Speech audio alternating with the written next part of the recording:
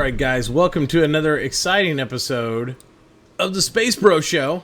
I've been informed by Mr. Zealous we're actually on episode number 14. We're going to title that one Planets, Javelins, and More, because it's been a very exciting day. We just got done with the holiday stream, so without further ado, let me introduce my cohorts here, which some are clipping out of the screen because Skype is evil bastard. We'll figure it out eventually, don't worry. Stretch, we'll get it adjusted somehow, some way. But we have with us today Mr. Cato, of course. Welcome, What's up, Cato. guys? Yeah. And then we have, of course, Zealous Fox, who's half clipped off the screen at the moment, but, you know, technical difficulties. There we go. I think I got it fixed. On the fly, broadcasting extraordinaire Mitachi, right here, hosting the show. That's how we do. All right, so holiday stream today. Did it live up to the hype? Cato, what do you think? Absolutely. I mean, I didn't really want to get my hopes up too much because I've been let down before by Sig's live streams, but they definitely delivered today. Mm-hmm. You know, they got a lot of stuff they got to push out with 2.0 coming out, and they want to keep the ball rolling. They want to keep pushing stuff out. And you know what? I loved it. I thought it was awesome. I thought it was solid too. Zealous, what was your take? I don't know. I wasn't there. Oh, he wasn't there. Awesome. So Zealous, Like you haven't watched it? I watched the last 10% of it. Oh, that was the best part, anyways. Yeah, you gotta watch them all wave at us for 10 minutes. So that was amazing. Enjoy. So anyway, but don't worry. That's what we're here for. We're gonna go over all the happenings for everybody missed, including yourself, Zealous. So we'll get into the discussion. We'll get into it all. Right from the start, obviously, I mean, they went over a lot of stuff, but we're going to do it in our own order. We're going to talk about the things that we liked and we loved. If you want to go rewatch all the things, which I really encourage you to, you can go over to their YouTube and you can watch the total broadcast. We'll also probably have it up on StarCitizen24.com. If it's not already, it will be before the end of the night. But let's start out with the first video. Let me get that queued up here. Oop. As long as my monitor didn't glitch out. I got a monitor that's going out now too. Isn't that great? We love this stuff. All right, so the this kind of rocked my socks. From pupil to planet. This video I was not prepared for. I was not prepared to see this, and I was pleasantly surprised when I did. And I was kind of like, "Holy shit! Really? You're gonna do this to me right now?" But here, just check it out. Check it out.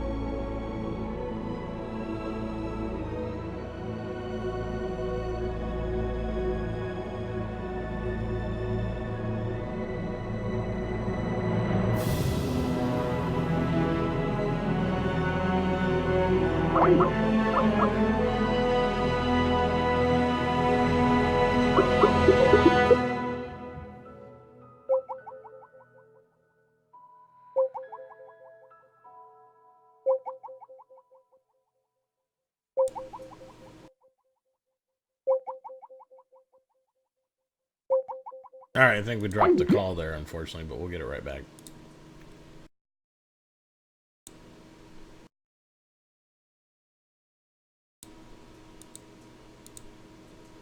Hopefully. Back. But anyway, that was amazing. That was truly something that kind of blew me away on many levels. Let me call Kato back first here.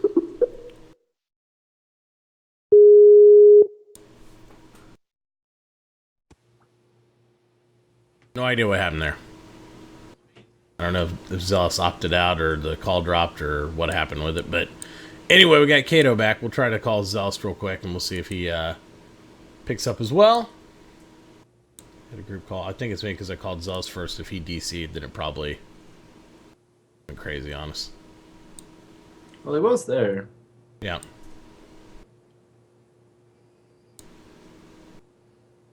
So how's everybody doing tonight? Pretty good. Did we get Zealous back? Looks like we did. Okay. Oh, no, it's calling. Yeah, we'll find out.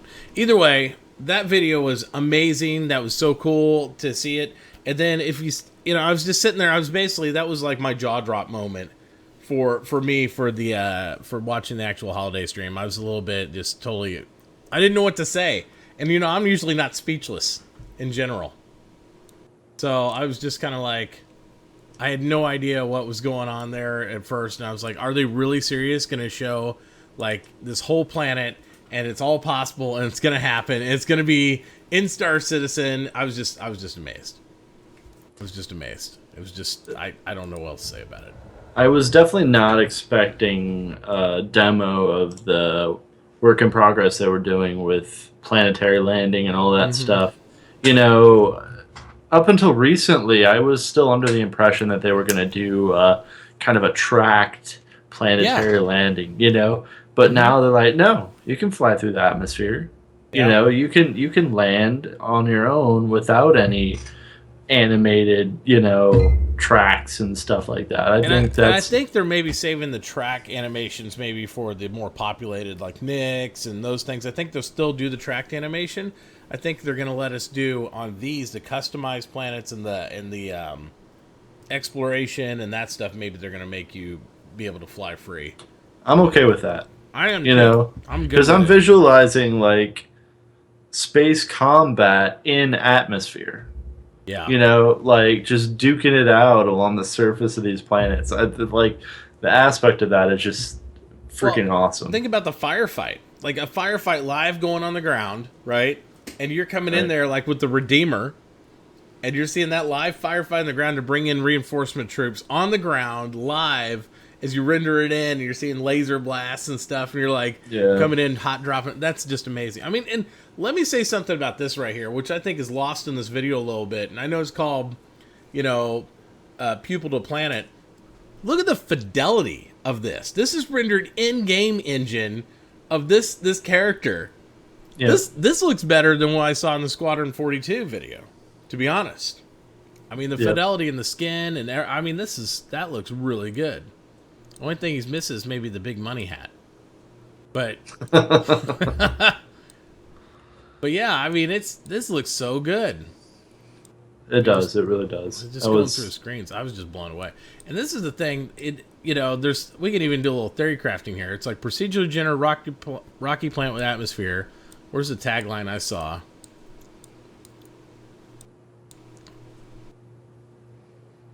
Oh, okay. I like the planet would not fit in your memory. So exactly. It's procedurally generated. Yeah. That like. Huh. I like this statement right here. It says procedurally rocky planet, 1,000 kilometer diameter, combined with custom landing location. So that right there is a can of worms to me. This is like, wait a minute. Does that mean custom? Does that mean I have influence on making my own landing location on a planet? Does that mean that might be reading a little much into it? But I'm thinking like my Hoth sequel Rebel base for Overwatch. You know, right? That would be so awesome. It would be super sick, dude. I mean, getting into that, I mean, they did mention that orgs can control space stations, right? We haven't really talked about actual like real estate on the ground or anything like territory that. or anything like that. Yeah, we haven't really talked But about that. that would be amazing if they could implement that. It would be. Even if it's a future down the road thing, I think territorial control to give us actually regions to fight over, maybe even like belts or like little markers in space. Like this area is like currently patrolled by these guys. I mean, yeah, this is the thing, right there. So I think that's going to be amazing to do it. Yeah, we'll do a Q&A after. Actually, there's several Overwatches out there, but yeah, it's that's my group over there. If you spell it like that. Anyway, so yeah, the whole custom landing zone, even if you don't personally control it, if there are areas of real estate you can rent or buy or, have or possess as an org, that's really interesting to me. It's really good. So beyond that, the fact that they're already showing this means to me they have some sort of developmental plan where there's going to be some sort of additional landing locations that have hangars and stuff beyond that, beyond just the whole, hey, this is a static city, hey, these are open territories of land, you just land on the planet and explore. They're going to have some other like defunct bases. I don't know if it'd be mission oriented or if there'll be something we can rent and control, and I hope so. So we'll see. Yeah, you are totally out of the frame now. Every time it's because Zealous goes in and out. Sorry, it shifts it. There you go. Now you are. Now we're not just looking at the top of your head, buddy. You're all in. You're all in now, and we can actually see what you made. Let's see. You can see your couch. I might be able to see what we're. Because you're big enough now without Zealous. Don't worry about that stuff. Yeah, he's like, don't worry about that. No Chris Roberts passwords in the background, guys. Don't start magnifying stuff and see what's back there. But yeah, it's yeah, I don't know. Seamless transition from ground to space. It just looks amazing to me. Because to me, it'd be like if you could possess a space. Look, that's obviously like similar to Nyx, a defunct or a active mining area. Like you could actually harvest materials from this area, hold the area, and then try to get some extra credits and resources out of it. That's pretty freaking awesome. Ooh, I wouldn't. Yeah. I know I'm going off the deep end with it, but still, it just the whole aspect of it's just super exciting to me. I know. There was a couple people in the stream that made comments about there was no like red flares or anything like that from like actually entering or exiting the atmosphere, or anything like that. Atmospherics. This is completely a work in progress. This is not the finished product. Yep. This is just like, hey, this isn't something we've shown. This is something we're working on. This is something we made progress towards. And you know what? Knowing how far the game is from being released, like, this is awesome progress. This is amazing. Like, absolutely. This is everything that people were like excited about No Man's Sky about. Yeah. And you know what? We're getting it in Star Citizen. Yep. Elite Dangerous Horizons has it now. Too. Right, we don't know what the atmospheric makeup is. It looks really thick. That was kind of my main, I think, qualm with it is the atmosphere is so thick there that it's hard to see. It's cloudy, so we really couldn't see a lot of the texture because it was blown out a bit. I think that's intentional, though, with their whole, like, trying to load in the scene, as you're rendering it. They're talking about seeing only what you can see from distance. I think by doing that, it kind of tricks us and still gives us that immersion, which I'm fine with. I don't have to be able to see it perfectly all the way off, as long as what's in my frame and in my immediate field of view, as wide as it may be, is that same level of quality and detail.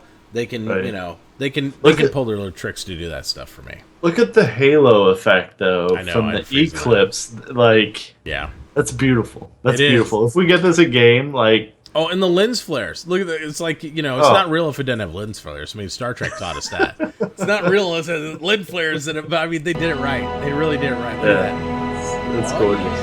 That's a beautiful shot right there. It's so beautiful. It's so good.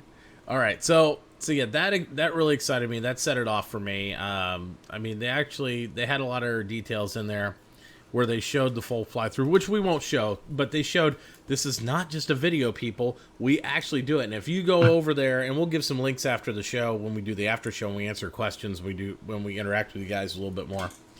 And we're going to, we'll show you the video, or we'll at least link you the video where they proved it. They went through exhaustive detail for almost a half an hour where they showed this video and then showed him fly in and do the exact same thing manually, which he almost wrecked the ship in the thing, even though he reassured himself the entire time that he was not going to wreck the ship. Right. He literally, he did a Matachi landing where he put one half wing up and back, and is pretty right there. Well, yeah, they were definitely worried about trolls on that. They didn't want anyone to come in and say, well, that was just pre-rendered animation, and it's like, live, before you guys even start with that shit, we're just going to load in and we're going to have them actually do this real time. So, and I think Chris Roberts learned his lesson, and after the past Gamescom this year, it's like everything's like, we need shit that proves it. He said, I don't care how fucked up the live stream gets with flow or rehearsal or whatever, we're going to show you it's real. We're going to show you it's really happening. And, that's why we have the whole Trollsy thing, the whole meme now of Jared Red 1, is because they had to hand architect doing everything and all these types of sequences where he will take the painstaking effort of showing us it's really happening. Yep. And if it was perfect when he showed us really happening, we'd probably all point at something and say that's fake, but it's not. You can see the guy's face stressing out when he's trying to land in front of Chris Roberts. He's like, oh, I can't fuck this up in front of the boss. Little drop of sweat. Yeah. No, really, I'm fine.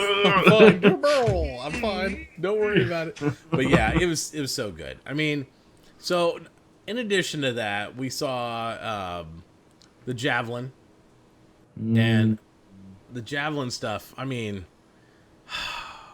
I'm so excited about the Javelin, and I'm so excited that it's too expensive for me or my org to buy, because we know we have something we can work towards now.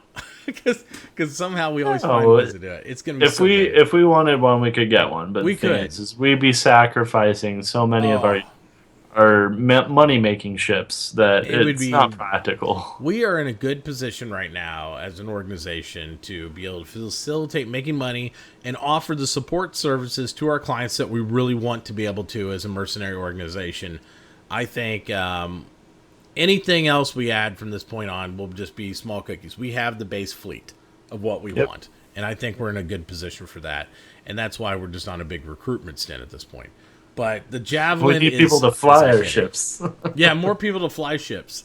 I mean, right now, as the size of our org starts to grow, we could literally go out and just suicide fleet after fleet for a little while and still have ships we could rearm and repair in for at least some amount of time. Not that we'd promote doing that, but we could at least reassess and get back into the situation right away. So I think that's good. But let's watch through the Javelin walkthrough. Now, this is so much eye candy. It's so good. So pretty. I love ships. It's still work in progress. You can see there's lots of areas that, it was pretty much just the walking through levels, and some areas weren't connected to the others. But even that, the scope of size. That ship is amazingly huge. I could spend several hours. 4 levels. Yeah, so you could spend, if you just did, let's say you just ran through the hallways, I think it would take you to go every level through all the hallways, probably about 20 minutes. If you actually appreciated the detail when it's a finished product, I think it would take you literally hours to go through this ship and appreciate the detail. It's amazing. It's amazing. And they're not even done with it yet. I mean, we're not even tip of the iceberg. I could picture us doing, if we wanted to start making Star Citizen, sitcom shows, you could get on this ship with a video camera, and you could literally, make entire episodes about happenings of a crew on the ship, and I look forward to people doing videos like that. But let's check this out, the Javelin blockout here, where it's just blocked out, not fully complete, but appreciate the scale, people. Check this out.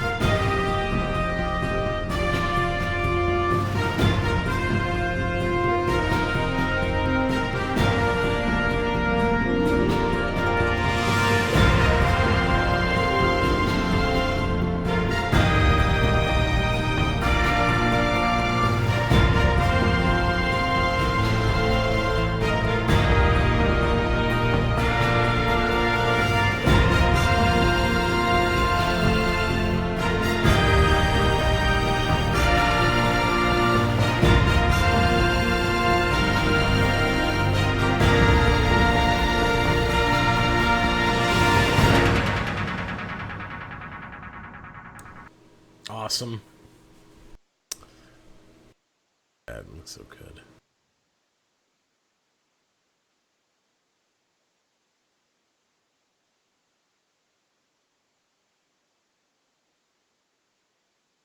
Yeah, the turrets, all the stuff. I mean, it just looks so good. I know it's still not there yet, but the layout they got, that briefing room alone, the briefing room kind of, I was like, holy crap! And it's like, I'm thinking like a board and like a couple chairs. They have like a full, like, here's the entire command of the crew. You know, it's like we have all 20 officers of the ship here in the briefing room, and you know they're gonna have some like hologram, like 3D shit in there because you can tell with the little base stuff. It's like, oh my god, it's gonna be so good. It's gonna be like where we choose the ships at, except in a ship. So, yeah, that's crazy. It's gonna be so good. So good. I was just like, I don't know. I've seen what they've done with the Idris and some of the little playthrough walkthroughs, and I really feel like Chris Roberts has said, you know what? I know everything's not exactly, you know, tweaked maybe exactly that layout, but we're building ships. Let's just get these things going. Let's knock them out. Let's go. And it's full on for these things. He's so apt to try to get all this stuff done for Squadron 42. We're going to end up with some really amazing type of stuff just for the universe, you know, even in the alpha throughout this next year. So I'm super stoked for that. So that's really going to be good. I mean, there's so much to say about the Javelin's role in the greater thing. I think everybody's going to go Idris happy for a while, and then the Javelins that we see, they're going to come in and like crush us, and we're going to be like, hey, my Idris isn't that powerful after all. So, and it only goes up from there. I don't know. I wouldn't sell the Idris short, especially if we can get a railgun on that thing. Oh yeah, which Ben Lesnick says yes, we can. Yeah, we can. We just have to do it in game. We can't buy any more railgun Idrises. It's okay. All my UEC is going to the railgun. So I don't care how much it costs. We're gonna punch holes. We are going to have a railgun on the Idris, no matter what. It's going to happen. It will be done. So I mean, hey, maybe we can fashion one together with the Reclaimer and the Crucible. We'll get money one way or another. It's going to happen. I'm saying maybe we can find one. Yeah, you might. Chop it off. Well, or if we take enough of our fleet and we wreck somebody else's Idris, maybe we can just, you know. Well, I think if we wreck somebody else's Idris, we should bring it back to life and have two. Have two Idrises. There you go. Or we could repair it and sell back their ship to them. So we could do that. That's a great idea. They'll have insurance though. I mean, they probably will. But so we could sell it to someone else. But the mods in that ship, you know how much like outfitting that ship would probably cost? Because you get the hull and all the default weapons back. But I mean, if you stock that thing and you put your org into it and you got all the supplies and stuff, I wonder. Or maybe we'll become like fuel trucks. We'll take our Starfarers and we'll just like get like siphon gas out of them and sell the fuel. It's like, you know, we'll have a, come on, we gotta get this thing siphoned out. It's gonna be amazing. Yeah. There's so much stuff. So I want to find some screens. Speaking of, you know, super cool ships, and you know, we've seen some comments in the chat already.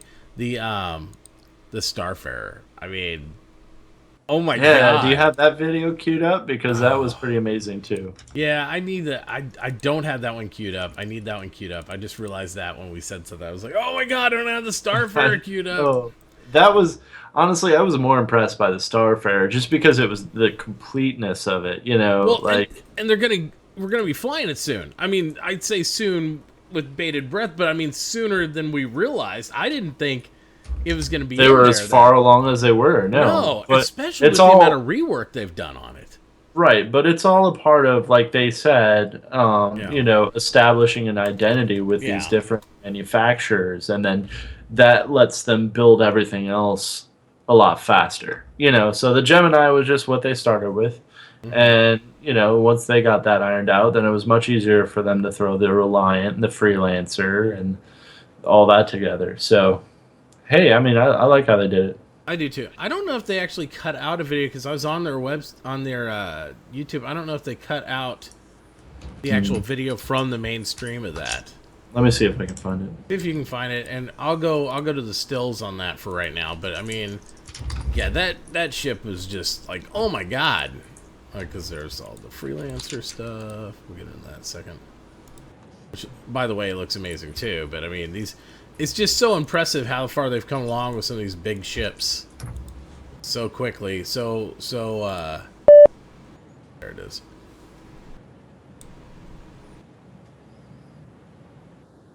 But yeah, it's just really awesome.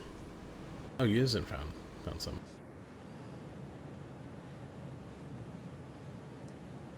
Let's see if this is it. Yeah, it is. Nice. Thanks, All right. Yuzu. Yep, thanks, bro. So we'll go ahead and put this up here. Which, by the way, we need to get some of you guys on the show sometime. I mean, we can always use a couple other speakers and commenters and all that stuff. So we'll play through this commercial. Free advertising. Not so much. There we go. Free advertising for whoever cut it out.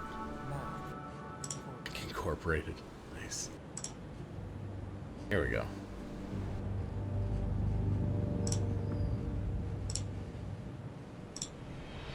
Yeah, here's the reveal. Which essentially just goes through the screens, but still.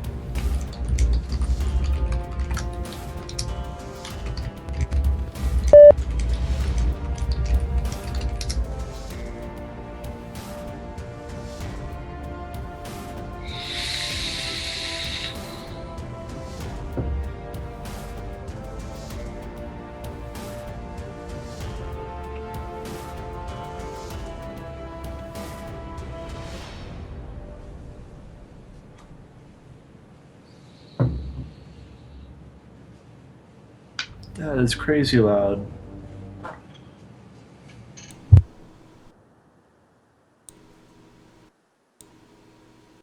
Anyway, like we said, I mean, you look at those escape pods and stuff right there. There's so much stuff in that ship that's just really, it's amazing. Beautiful shot at the end there, by the way, with the gray cat in the background. But yeah, I mean, the Starfarer, I don't know, and I'm going to go back over to this screen here. And this looks bigger to me than what I remember. Everything's getting bigger, because you look at the scale with the dude right here in the foreground. And I feel like... where is he? I can't even see him. I'm just kidding. I know. He's so little. I know, he is. He's tiny. He's like there. I feel like it's gotten a little bigger. I don't know where I got that impression from, but it feels like he got a little bigger.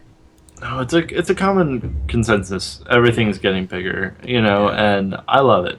I want to see everything bigger because it just more value for our money, for sure, right? I mean, right, per square foot of digital spaceship. Yeah.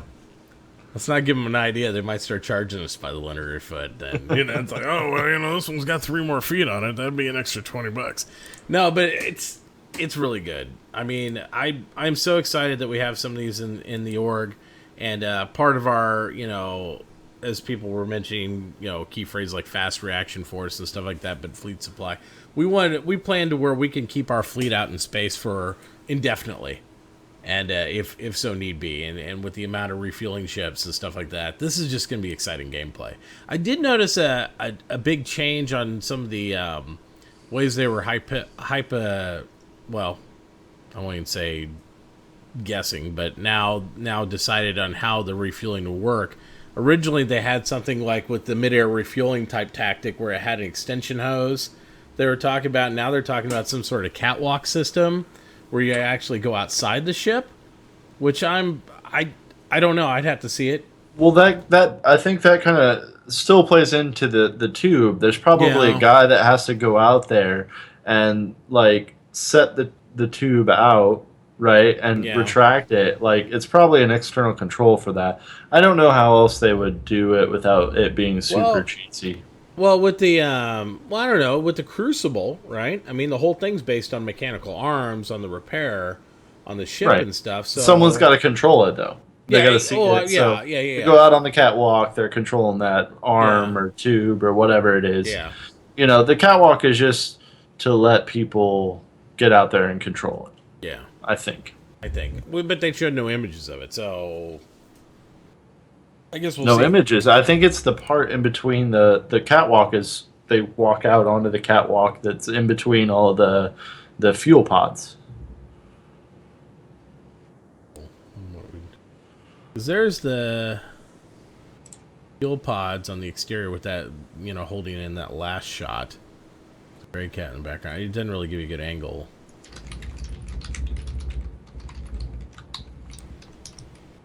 If I see anything that the thing that grabbed me was the interior storage capacity. Just looking at it, I was like, holy crap.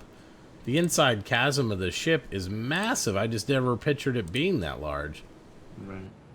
So I guess there's really no good Okay, angle. I don't really see that anywhere. They referenced it multiple times. Well, they but did say something is something to extend, so it might be retractable, and you just don't see it until it's in the refueling mode and all that. And I'm sure we'll see more about it as they go, because they are trying to get more of the emergent gameplay and the occupational stuff into the game, because that's what they're planning on testing next. Is not necessarily refueling, but each occupation they're going to try to work those into 2.0, and so we can actually get more and more. Testing done on how some of these systems and stuff would actually work in space, and they may or may not change based on the results of that. I don't know. I see the glory of perhaps ramming a Starfarer into, I don't know, a Javelin and seeing if I can destroy the entire thing would be amazing. So I don't know. I want to make the oxygenate every other canister and put fuel in the. I don't know. Possible. I gotta find a way to make it a big pipe bomb. I don't know how, but I will. And Kato's thinking right now, well, I'm not loaning mine. Can you use Val's? Yeah, Does exactly. Val have it or Zap? I can't remember who has the other one. Well, Val's got one with his package, I think, and I know that Zap did too. And then I think we had a couple other people that had them as well, but we'll see. Okay, yeah. Can you use one of theirs? Yeah, I could.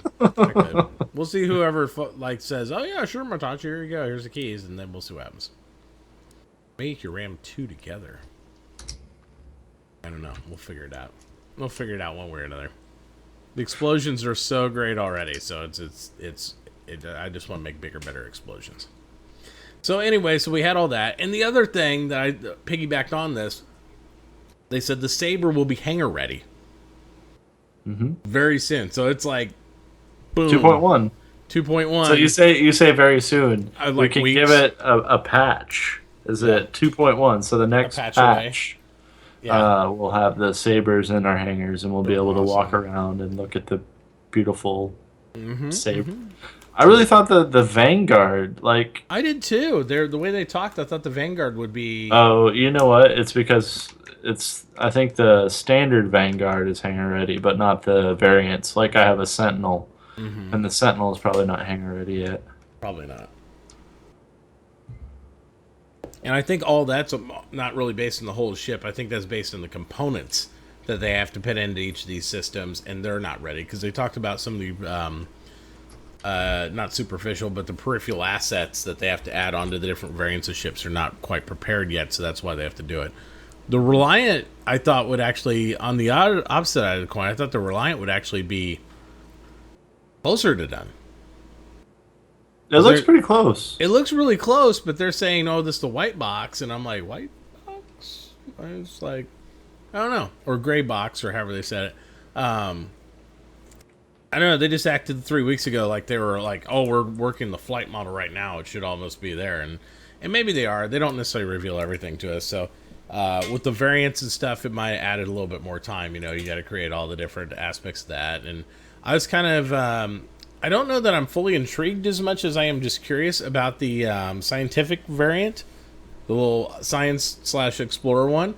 But it looks that one really seemed cool. like a better scout to me, but realistically, depending on how the systems think work. about it, the scanners are probably celestial object scanners Yeah. and not ship scanners. 'Cause But the interesting aspect for me for that one was like, what a better ship to have for like a support ship for an Endeavor that you could probe out long distance anomalies, and then bring in your Reliant variant to do it, because it talks about the super long range. You could actually scout out I would be wormholes with it. sad though. I would be sad though if the Reliant could see something that the Endeavor couldn't. Oh, that would be weird, wouldn't it? Because That I would be mean, weird. But I'm thinking more for going to the other side. Let's say you don't want to bring like the Endeavor and a Carrack and all this stuff. You would have a ship that could potentially survey and go into smaller, wormholes and stuff out in space. Go check out the air side at a low cost option and at least gather some data. It wouldn't be as proficient as a Carrack, but if you're discovering, say you discover 6 wormholes, are you going to send a Carrack to every one of them? I mean, maybe. Or maybe you send the Reliant over there and you're like, hey, there's some good results coming back from these scans. Let's send a larger patrol in there with the Carrack support and some of that and check this thing out. And meanwhile, your Endeavor can still anchor the universe and kind of find the anomalies. See, I'm thinking the Endeavor as a platform that can scan part of a solar system or part of a planetary body, like all these surrounding areas, identify, doesn't necessarily go the anomaly, but send out and dispatch ships to it. So it's like your anchor thing in order to discover derelict wrecks and all the other nav points that you want to go to. Meanwhile, hosting a string of respawn points so you can operate in that system, and it's your anchor command ship. And then you can dispatch different ships and stuff all across the galaxy, or across the solar system, rather, to be able to identify, find the best things, and then, centralize your efforts around that. So I think that's kind of the, like set up a command post and send out patrols type aspect. So, plus, I would assume anomalies and stuff can appear randomly in a system while you're in there anyway, because they'll regenerate, spawn at random intervals. They haven't really gone into that a lot, but I think that's going to be a big part of that. yeah. So, all right. All right. So going back to thinking they were further on. It looks like the variants, get their own production queue and stuff like that, but they haven't even updated. Like, for most of the early ships, like the earlier ships in the list, like they all have like a status, But there's a few ships on here that don't actually have a status, like the Vanguard Warden, which I thought was going to be before the Saber, but apparently I was wrong on that. And then the Reliance, they have no status. I was going to say, these screens here that I'm flipping through, these are all the Saber, right? That I'm looking at here. You'll see. Yeah. People are going to hate me because this is going to be my troll ship.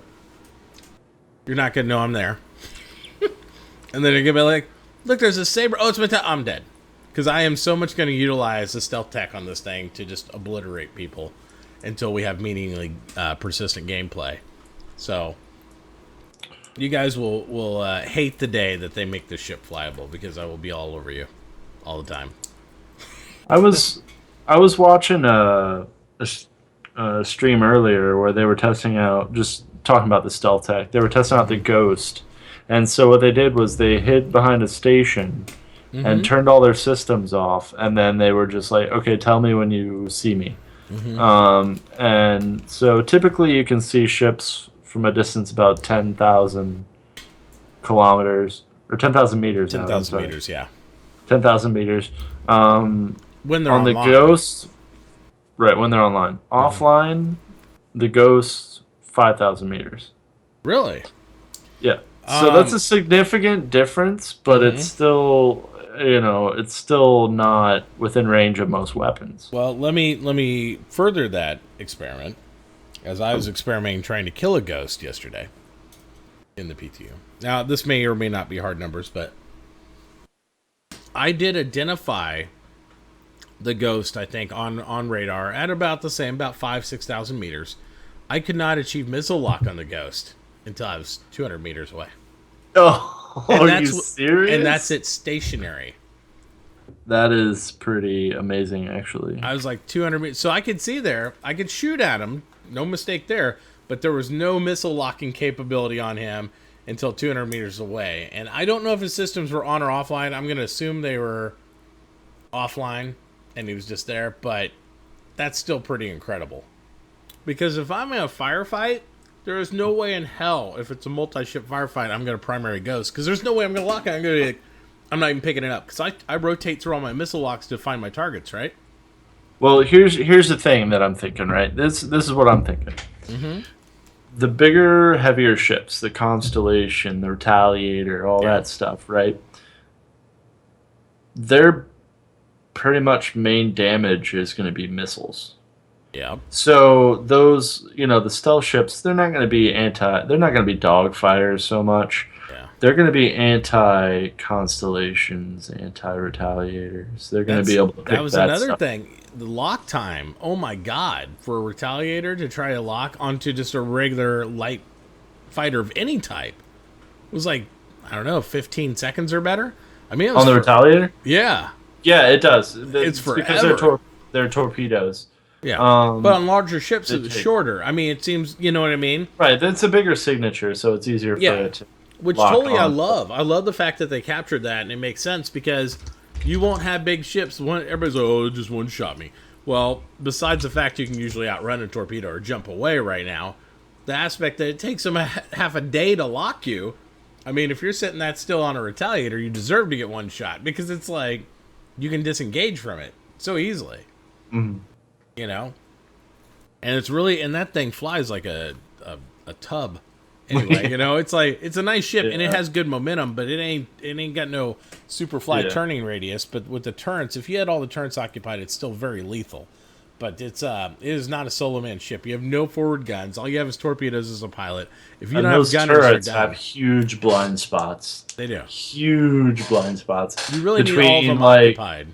Yeah, you really do. You can't just say, oh, I got top gun or I got bottom gun, you're good. Because, I mean, you fly 4 to 20 degrees off center, that turret guy ain't seeing you no more. So they're really good at perpendicular angles, though, as opposed to the Constellation. If you're coming anywhere from directly at the bottom from the or side. the top, if you're coming top or bottom, you have such a great overview in that dome turret with that thing. Yeah. You can do that well. But at the side, if you clip the wings or if you just go below the horizon or above it, you could. Oh, it's hard as hell. Because you can't even see them. If you want to fuck with a Retaliator pilot, fly like this. Up and down. Because it's like, there's no, like, both gunners be like, what the fuck is this shit? Yeah. As where a Constellation, you sit up so high that... Maybe a little corkscrew, right? Yeah, You get the side to side and the up and down. There's no way. Man, there's no way. Those guys would be like, fuck this guy. Who else can I shoot Motherfucker, stop. Yeah, exactly. But that's a huge deal there. I mean, because it's just so... It's so horizontal. I want to see, and this is something that CIG should think about too. Much like on the larger ships, I want to see a variant where it has no top and bottom gunners. It only has sides. Wait, what? It only has side turrets, like manned side turrets. Like actually, dude sits on one side, and he's like domed out sideways, 180 degrees, and the other guy's domed out sideways there. So you don't have vertical centered turrets on top and bottom. You have left and right. Oh, I know that they're making all the turrets center mass. Yeah, and it's not bad. I mean, the Retaliator's got them off center a little bit, but they're still totally anchored top and bottom. I mean, there's no. I think as you fly on a horizontal plane, even though it's space, and even though they capture it well, that you can fly at angles. Well, you declare the plane. Yeah, you still have a plane of existence because otherwise you don't have a reference point for anything. But I think if you put them sideways, that would just jack people up because people are going to get really accustomed to doing, like I'm talking about, the corkscrew or the up and down to evade that turret fire. You put a ship with them on the sides, you're just flying as a pilot. I want to see something like that looks like a sandwich going that way with side turrets, like something crazy like that. Yeah. And I think that would just add a whole new dynamic to what's going on. So the guys right above the pilot and below the pilot, no way. You won't be able to get those guys. But the guys on the sides, oh man, you're getting lit up. They're like a broadside capable, like mini ship. That would be cool. So anyway, the Saber again, hangar ready. There's some more screens of the Jav. It's just amazeballs. But then the big news, this is the one we're waiting for imminently, is the Freelancer. Woo! I know. Kato's so ready. He's been chomping at the bit on this one for a minute. And I have to say, I was really thinking, it's going to be good. It's going to be a solid ship. I liked the ship before. I wasn't really feeling the fact they needed to rework it again, but after seeing the screens over the last week, oh my God. It looks so good. And right. the biggest drawback to the whole Freelancer to me was always the cockpit. I was like, it's a fucking space truck. And I know they're selling it as a space truck, but it could be so much more. And they've done it right. They've done the hierarchy of seating, the 2 a little bit lower, 2 in the rear. You can have 4 people up front manning stations and doing stuff. And this beautiful open view window here in this shot with the sunroof. And I'm like, oh my God, it looks so good. Yep. After looking at all these ships like the Cutlass where you have to like step over your own penis in order to get into the second seat, it's insane. Now it's just like, well, we're going to have all Barker loungers and large tray tables and, all this stuff. It's really good. I'm so hyped about this. And, much like they do in the Constellation, they have the escape pod beds and all that stuff, which Ben Lesnick apparently revealed he has a horrible nightmares about. Because he's like afraid, you go sleep and you wake up in the middle of space. It's like, what the hell happened? It's claustrophobic.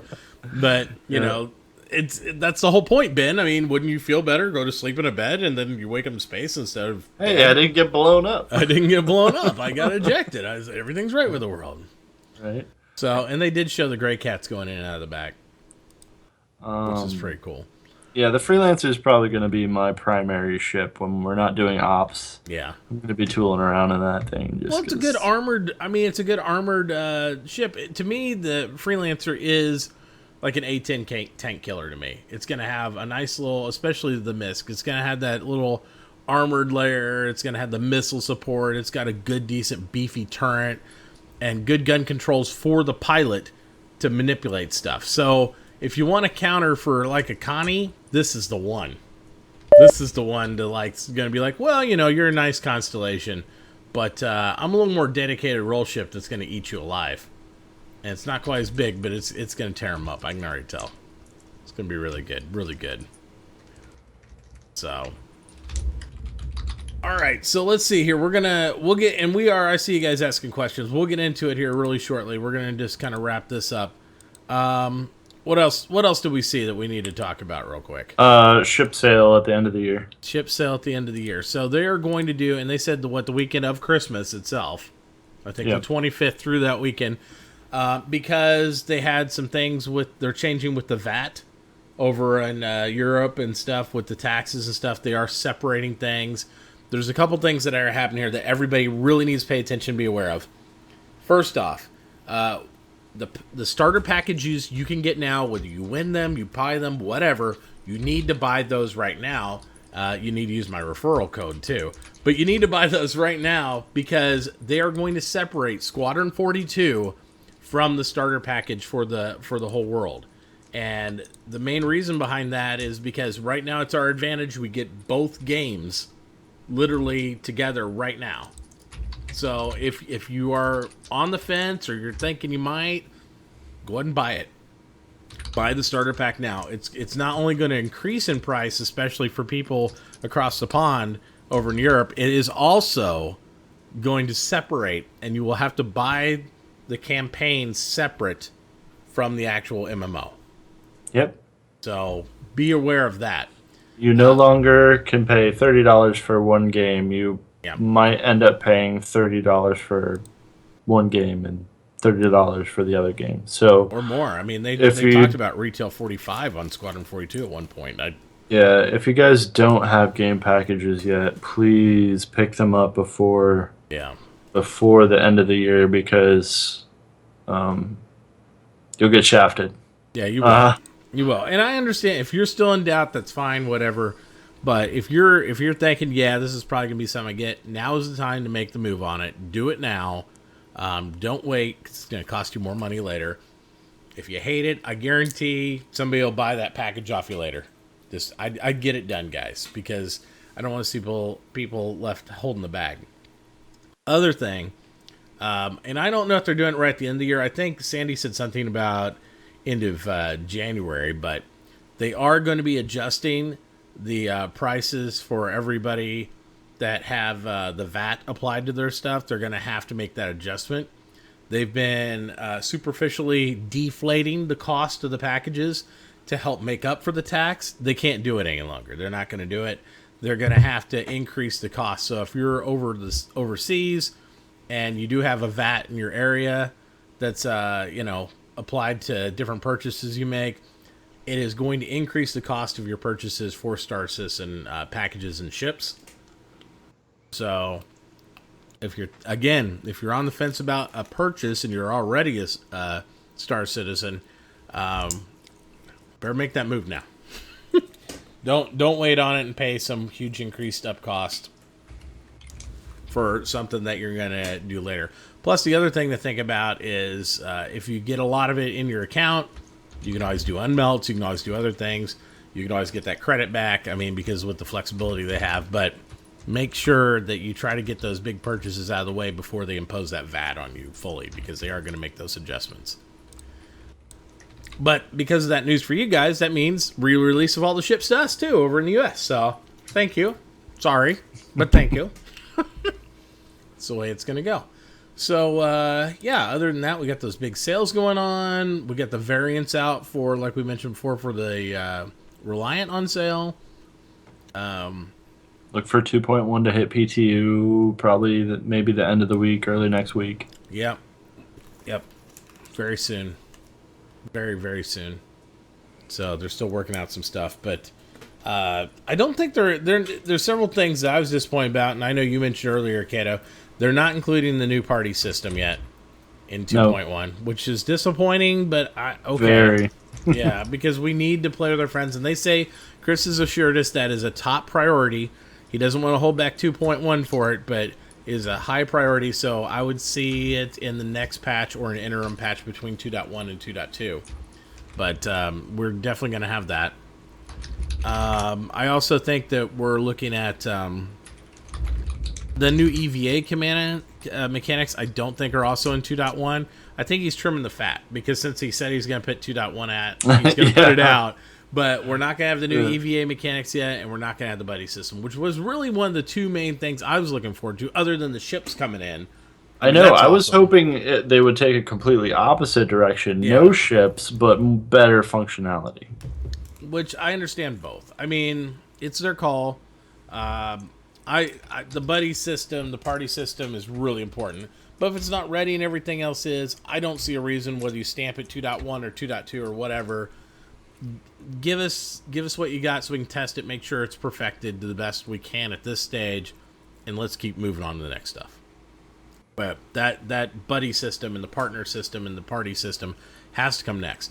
I have to say, the only other thing I want to mention before we switch this over and we go to our after show, where we'll interface with you guys, answer your questions, do whatever else you need us to do, I want to mention is I was really disappointed that we didn't hear anything about organizations.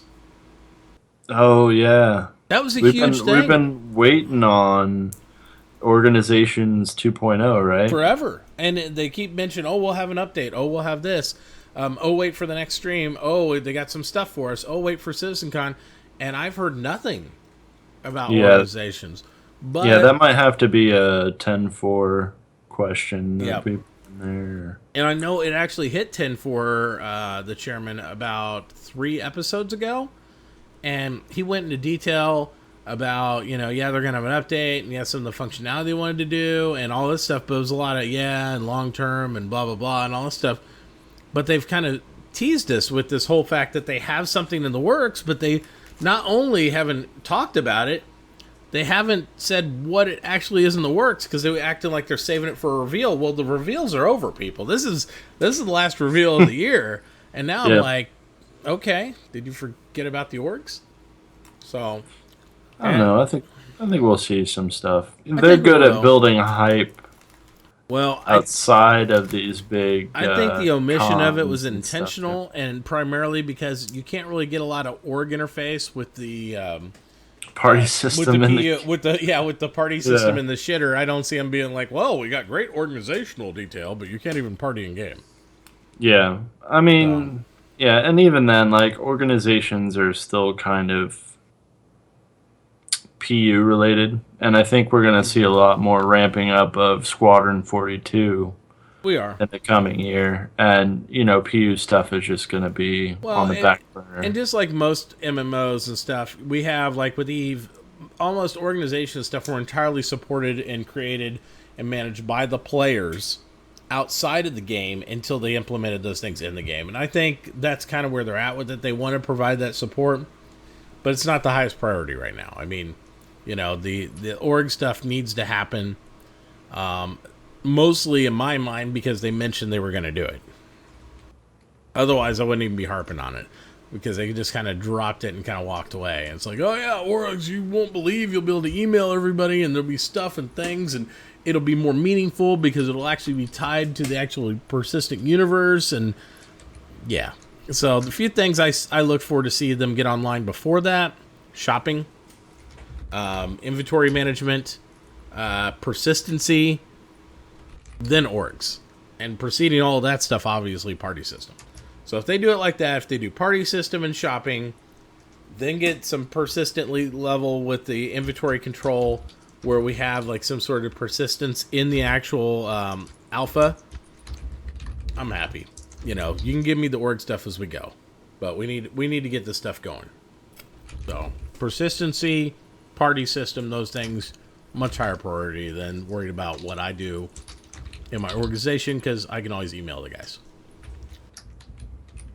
But I'm super lazy. I would like a group email, but whatever. It's not as high priority. All right, so other than that, I mean, that's really where we're at, guys. A lot of good stuff hammering out, coming to us. Tons. Just more than I can even process in my brain at this moment. So we're going to go ahead and cut this thing off. We're going to get into the after show. We're going to talk a little bit more. We'll do some gameplay. And, yeah, I'm ready to play after talking about all this crap. So we'll get some going right now. All right, guys. So with that, I'll go ahead and say goodbye for Zealous and myself, since Zealous had to roll out.